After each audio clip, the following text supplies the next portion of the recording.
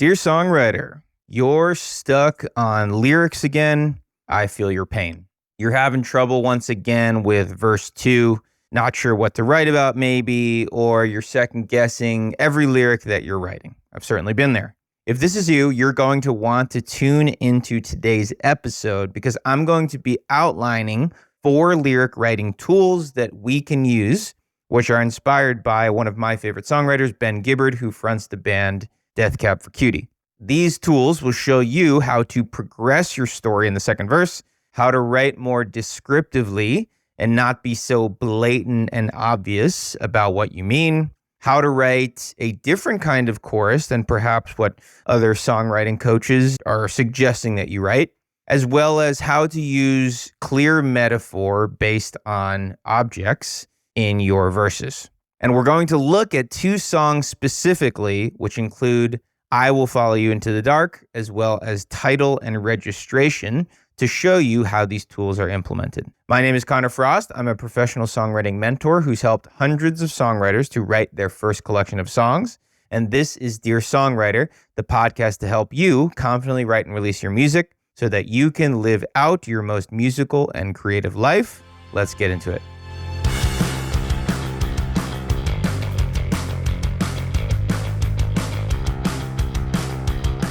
Okay, welcome to the show. As always, episode 97, which is exciting. This episode was inspired by a free class that I led the other night, which, by the way, if you're ever interested in these free classes, just sign up for the Songwriters Vault, connorfrost.com, CONNOR, Frost, FROST.com/vault, VAULT podcast, if you're ever interested in these free classes that I offer sometimes. And I decided to talk about the song I'll Follow You Into the Dark because it definitely has really cool possibilities and a lot of cool things that we can learn from it as it relates to specifically lyric writing. So, like I said, there's 4 different tools that we're going to go into. The first of which is the use of clear, even shocking storytelling language to progress your second verse.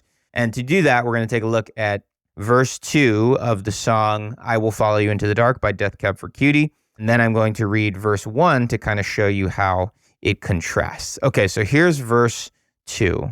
In Catholic school, as vicious as Roman rule, I got my knuckles bruised by a lady in black, and I held my tongue as she told me, son, fear is the heart of love, so I never went back. Looking at verse 2 without any other context, there's some fairly strong language in there. Knuckles bruised, held my tongue. Let's go to verse 1 and see sort of the difference. Love of mine, someday you will die, but I'll be close behind, I'll follow you into the dark. No blinding light or tunnels to gates of white, just our hands clasped so tight, waiting for the hint of a spark. Still some pretty descriptive language in there, but not as suggestive or violent. So when we put that side by side, we can see that using kind of elevated language, using more shocking language is a way that you can progress your second verse. Now, do I mean that your second verse needs to suggest violence? No, not necessarily. But I think finding stronger language could be a way to progress your second verse. Obviously, it would need to make sense and it would need to depend on the context. Okay, so that is tool number 1, the use of clear, shocking storytelling language to progress your second verse specifically. Tool number 2 is the use of showing, quote, what's happening as opposed to, quote, telling, being clear and obvious all the time, right? And so I'm actually going to use the same verse, that second verse, as an example. I'm going to read it again, and you tell me what you think it means. In Catholic school, as vicious as Roman rule, I got my knuckles bruised by a lady in black, and I held my tongue as she told me, son, fear is the heart of love, so I never went back. Reintroducing that kind of violent language, showing what's happening. And it was funny, the other night when we were on this call, when we were doing this free class, someone in the chat was like, that's a really interesting way to say you got hit by a nun. And that's kind of the point. He's not coming outright and saying that this happened, painting a picture for us instead. And so I think showing what's happening as opposed to telling, like I've talked about in past episodes, can be really strong because it kind of forces the listener to put themselves in that situation. And they're not just being fed the answers, right? They can come up with their own interpretation of what's happening. And that's the beauty of songwriting. Okay, so that's tool number 2, the use of showing what's happening as opposed to telling. And in this case, specifically in the verses. Tool number 3 is the use of a descriptive, kind of wordy chorus, right? And so in past episodes, and I think when we generally think of choruses, typically they're not as descriptive or they're not as wordy, right? This is where you often drive home the main point of the song, main concept of the song. The idea is to bring people together to sing this part, so you don't necessarily want it super wordy or super descriptive based on the song. But Ben Gibbard is someone who challenges this idea, and this is to show you that ultimately certain rules are meant to be broken, and you can absolutely write a descriptive chorus. Now, I think there is good ways to go about this and not so good ways, and I think this is a really good example of a descriptive chorus. So let's read the lyrics for the chorus. If heaven and hell decide that they both are satisfied, illuminate the nose on their vacancy signs. If there's no one beside you when your soul embarks, then I'll follow you into the dark. Beautiful chorus in my opinion, but leaving my opinion out of it, it is a fairly wordy, fairly descriptive chorus, right? And again, this might challenge what we know or what we've been told about choruses. I think this is an example of how you can fight against some of these rules. Okay, so that's tool number 3, the use of descriptive and kind of wordy chorus. Tool number 4 is the use of clear metaphor based on a specific object. Okay, so for this, I'm going to switch songs. I'm going to go to Title and Registration, also by Death Cab for Cutie, and I'm just going to read the first verse. The glove compartment is inaccurately named, and everybody knows it. So I'm proposing a swift, orderly change. 'Cause behind its door, there's nothing to keep my fingers warm. And all I find are souvenirs from better times before the gleam of your taillights fading east to find yourself a better life. So a lot of reasons that I love this verse. I think first and foremost, that first line, just coming out with the metaphor, coming out with this object that he's describing and his opinion on it, right? The glove compartment is inaccurately named and everybody knows it. So I'm proposing a swift, orderly change. So from the get-go, we have that image of a glove compartment. That's exactly what he's talking about. Then elaborating on it even more, because behind its door, there's nothing to keep my fingers warm. And all I find are souvenirs from better times.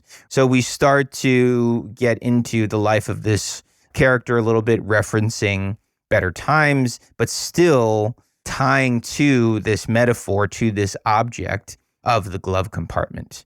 Before the gleam of your taillights fading east, this is the next line, to find yourself a better life. So in those last 2 lines, introducing this other character, but again, still clinging onto this metaphor of the glove compartment and also keeping it closely related to just the scene of a car in general, right? Your taillights fading east to find yourself a better life, right? So not straying from that car, we have glove compartment and we have taillights. I think that's really important when we're talking about what I like to call close metaphor, really coming up with those similar words that can tie to the metaphor. So I've talked about this in previous podcasts, this exercise of object writing, which I believe was coined by Pat Pattison, who is a lyrics coach, a songwriting coach.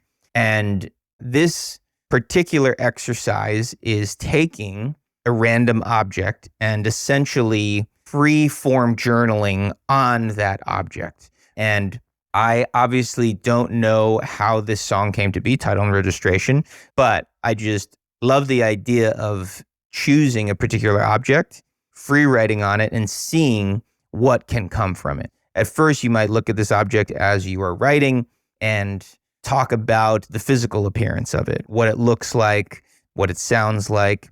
But then as you get deeper, that's when metaphor might start to happen. As you get more descriptive, as you start to think about how this particular object might relate to something else. I like to think that Ben Gibbard, when he was writing this song, the first thing he did, right, was do this exercise of object writing. And then I think the other exercise that I also learned from Pat Pattison's book, Writing Better Lyrics, is when you are trying to take this a step further and create the metaphor, you don't want to get too far off the beaten path in terms of the words being closely related. So like I was saying before, tail lights being tied to glove compartment, right? They're within the theme of this metaphor and car in general.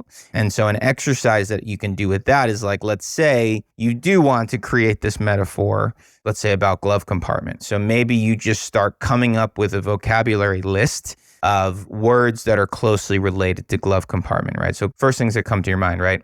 Window, dashboard, odometer, right? And you just start listing those words, and then you can use those words as you're building out your verses so that we don't stray too far from the imagery, and we don't stray too far from the metaphor. And I think this song, Title and Registration, is a great example of that.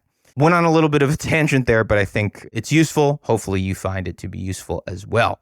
Okay, so to summarize, the 4 tools we can learn as it relates to lyrics from Death Cab for Cutie in these 2 songs, I Will Follow You Into the Dark, as well as Title and Registration. Number 1, the use of clear, shocking storytelling language to progress your second verse. Number 2, the use of showing what's happening as opposed to telling. Number 3, the use of a descriptive, wordy chorus. Number 4, the use of a clear metaphor based on a specific object. There you have it. Thanks so much. As always, hope you found some value in this. Hey, if you like this podcast, can you give it a review? Could you rate it? That would be helpful. That's all I'm going to say about that. Anyways, I will talk to you next week, and happy writing.